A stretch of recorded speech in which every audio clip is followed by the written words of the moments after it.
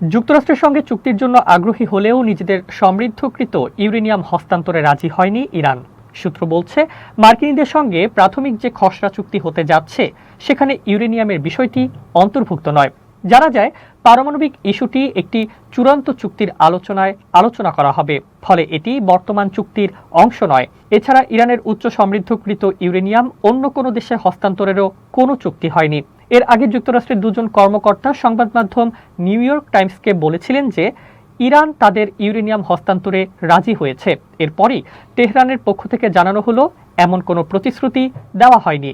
সংবাদ মাধ্যম এক্সিওসকে যুক্তরাষ্ট্রের অপর এক কর্মকর্তা বলছেন, চুক্তি হলে ইরান হরমুজ খুলে দিয়ে সেখান দিয়ে সব জাহাজকে অবাধে চলতে দেবে। এ সময় তারা কোনো টোল আদায় করবে না। এছাড়া হরমুজের যেসব জায়গায় মাইন স্থাপন করা হয়েছে সেগুলো অপসারণের প্রতিশ্রুতি দেবে তারা।